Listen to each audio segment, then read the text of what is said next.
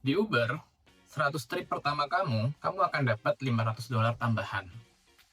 Nah, sekedar informasi, rata-rata per trip di Uber itu dihargai $5.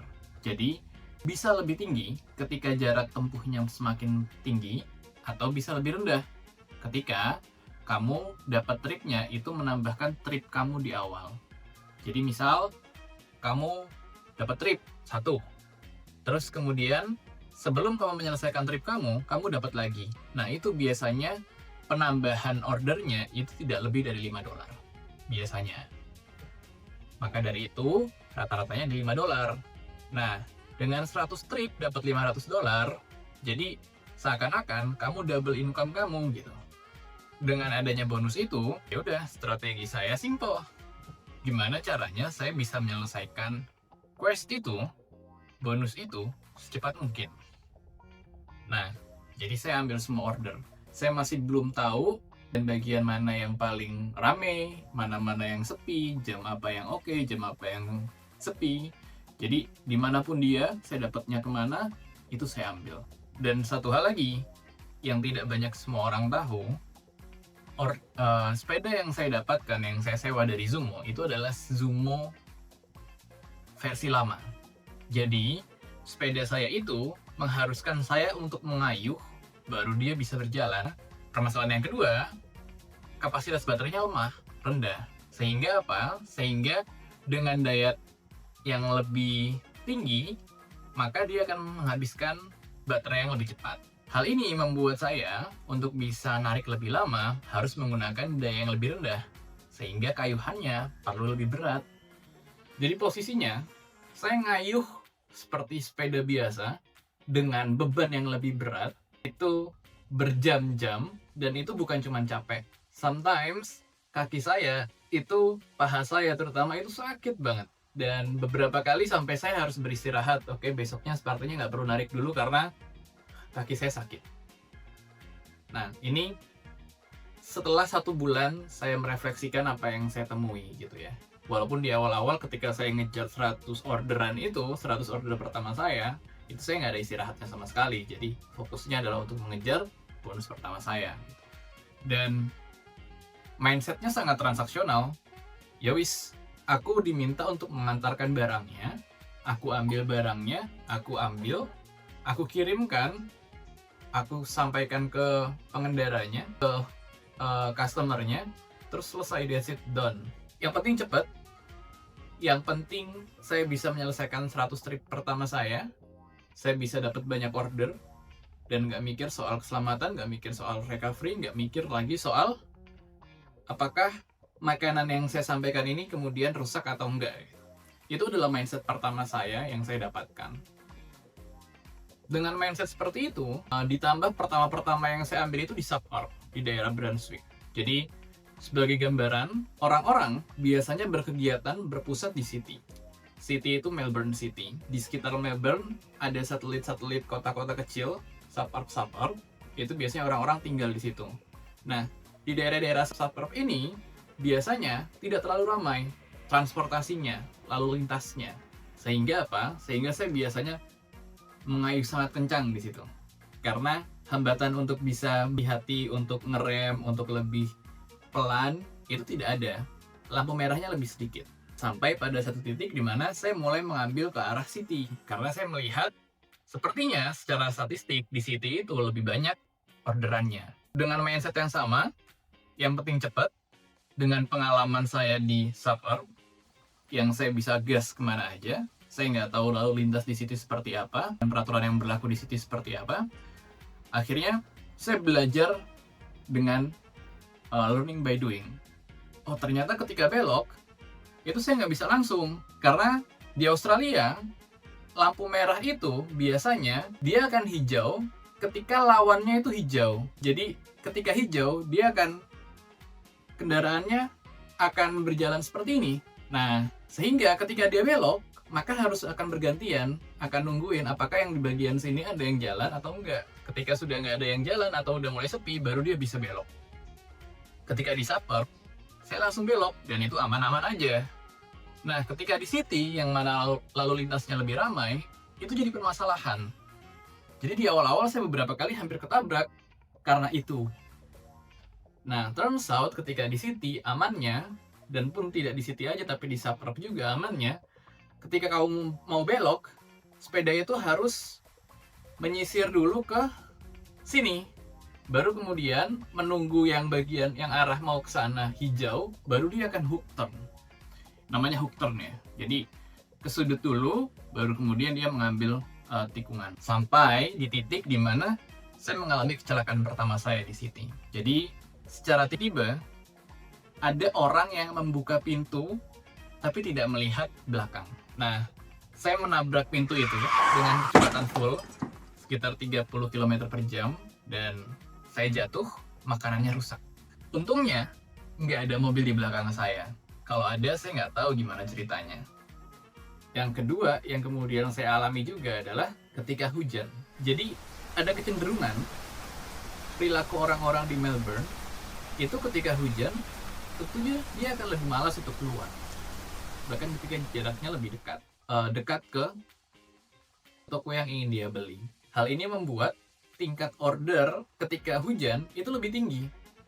Maka dari itu, biasanya ketika hujan itu malah, oke, ini berkah, saatnya kita narik gitu. Nah, masalahnya ketika hujan semuanya jadi makin licin. Pun sama, termasuk yang licin adalah rel dari tram. Nah, pada suatu ketika ada sebuah jalanan, tram itu biasanya akan melaju di tengah jalan itu.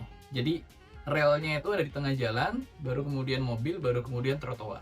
Saya belok di sebuah suburb, saya belok langsung, dan kemudian saya terpeleset karena relnya licin. Nah, itu adalah pengalaman kedua saya kecelakaan di Melbourne. Dan itu memberikan sebuah pengalaman memang lebih baik ketika mau belok, ada tikungan, jangan langsung, tapi kita hook turn aja. Jadi berhenti dulu, tunggu lihat kanan, lihat belakang, baru kemudian kita melanjutkan melakukan belokan. Dari dua kecelakaan itu, di salah satu trip, saya bawa 2 makanan sekaligus.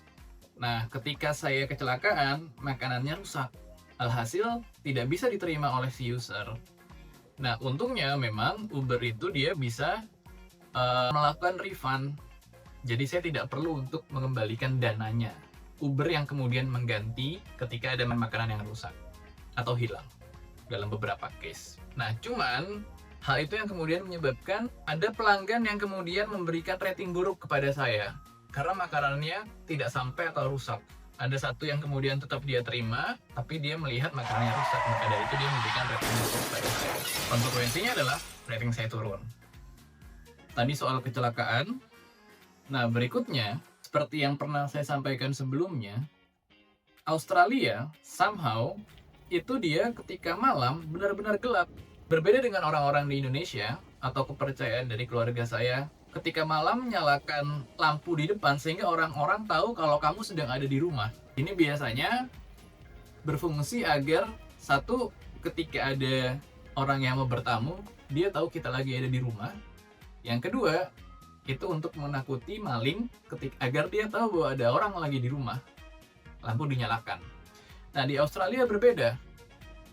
Lampu itu, kamu tidak akan melihat lampunya nyala, terang benderang, mayoritas orang-orang Australia seperti itu. Dan yang kedua, perjalanan di Australia, itu penerangannya minim. Sehingga ketika malam, konsekuensinya benar-benar sangat gelap. Di tengah kegelapan itu, Uber, di Maps-nya, itu seringkali memberikan rekomendasi melalui jalan-jalan sepeda. Kamu bayangkan, satu gelap, yang kedua jalan sepeda itu lebih kecil, dan kadang dia akan melewatkan yang mana banyak hutan di kanan kirinya gitu, atau bahkan mungkin masuk ke daerah rail track di bawah jembatan dan lain sebagainya. Itu adalah hal yang beberapa kali saya rasakan ketika saya menarik Uber kemarin. Jadi sekarang ketika saya dapat perkiraan jalan-jalan yang tidak realistis lagi ketika di malam hari, saya akan putar balik. Saya akan coba untuk cari jalan yang lebih ramai dan lebih aman tentunya. Nah, itu semua hal itu pengalaman di hari-hari pertama saya Uber membuat saya merefleksikan. Satu, kamu sendirian di jalan gelap, bawa makanan orang, ngebut untuk ngejar target, that's not an adventure that's reckless. Itu parah banget. Dan seperti yang kamu bayangkan, ketika misal ada kecelakaan lalu lintas, sepeda itu sangat rawan untuk misalkan terpelanting jauh gitu ya.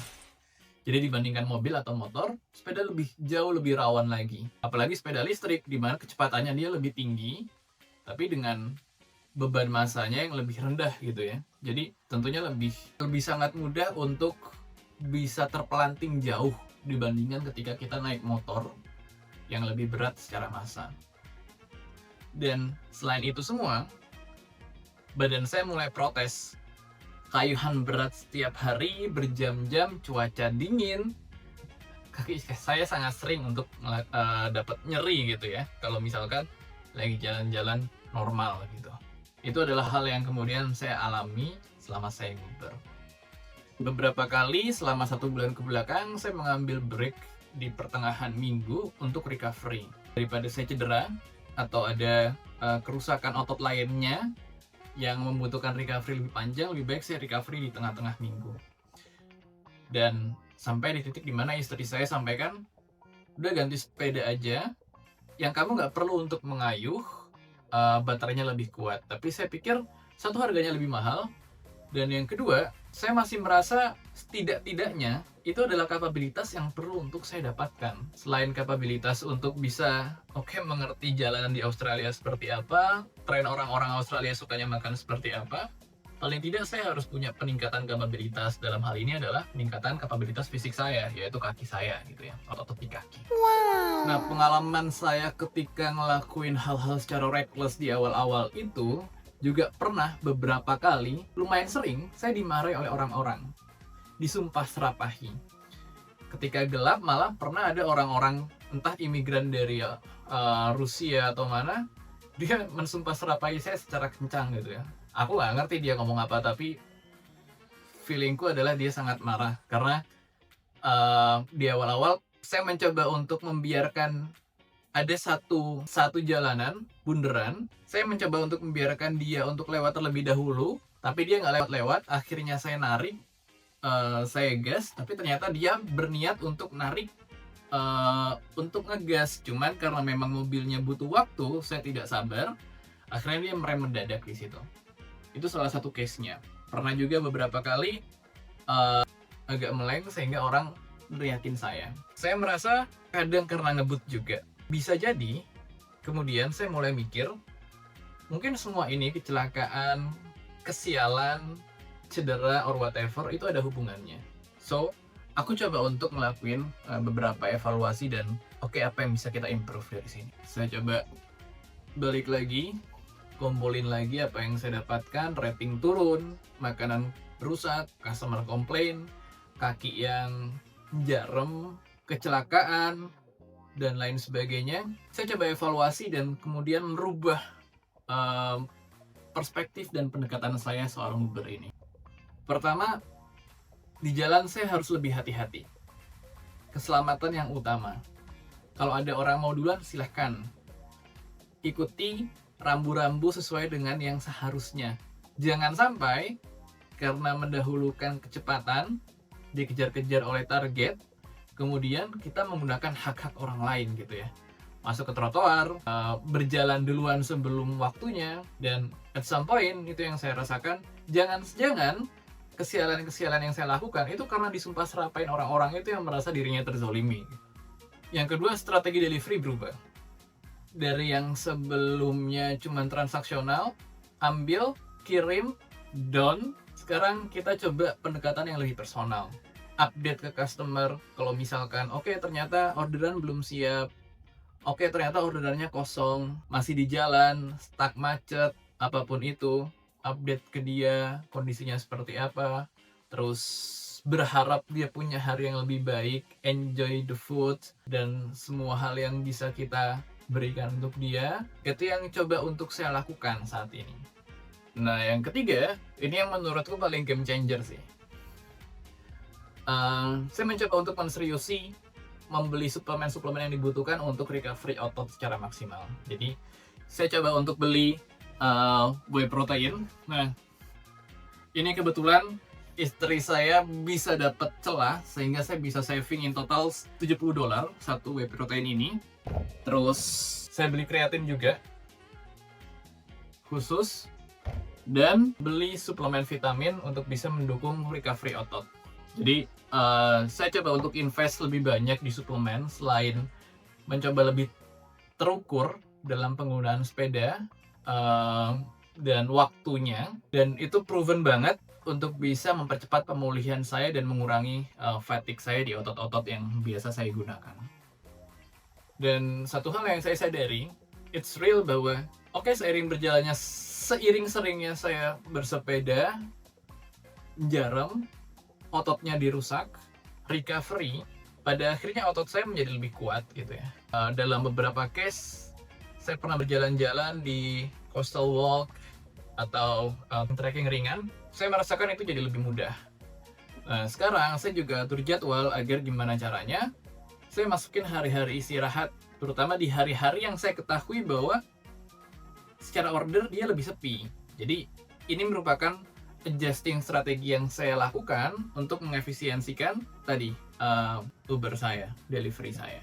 Dan karena perubahan strategi itu, saya jadi lebih picky kapan harus saya ambil order, kapan harus narik, kapan harus bagaimana saya approaching ke customer, bagaimana saya melakukan delivery, bagaimana saya melakukan keseharian di delivery Uber, dan in the end itu semakin membaik dalam banyak hal.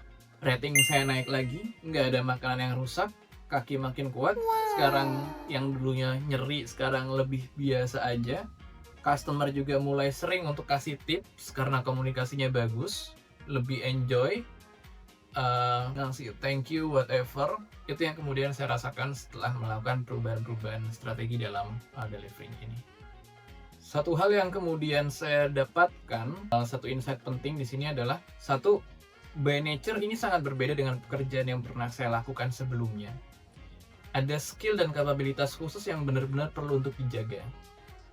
Nah, dalam case ini, karena dia sangat dekat kaitannya dengan kemampuan otot untuk bekerja, maka memastikan bahwa recovery-nya penting, memahami soal bagaimana otot manusia bekerja dan lain sebagainya itu jadi lebih penting gitu. Yang sebelum-sebelumnya saya gunakan hanya untuk ya udah olahraga aja, sekarang menjadi bagian dari bagaimana saya harus survive di kehidupan ini. Karena itu jadi skill dan pengetahuan yang perlu untuk saya ketahui soal bagaimana otot bekerja, bagaimana saya bisa memaksimalkannya. Dan satu hal lagi yang menjadi insight penting adalah saya bisa pulang dengan selamat. Nggak ada orang yang batin, yang entah bagaimana ceritanya dia merasa dirinya terzolimi sehingga doanya jadi dijabah or something, dan itu merusak hari saya. Dan menurut saya itu yang lebih worth daripada mengejar sekedar earnings. Itu baru dari satu sisi pengalaman saya selama 1 bulan kemarin nguber. Dan berikutnya di next episode saya akan cerita lebih banyak hal soal apakah semua yang saya antar itu halal. Nah, saya akan ceritakan itu di episode berikutnya. So, subscribe kalau kamu mau tahu. Dan kalau kamu juga lagi ada di fase yang sama, di fase rebuild, di negara baru, karir baru, hidup baru, tulis dan komentar. Kita bisa diskusi lebih banyak soal itu.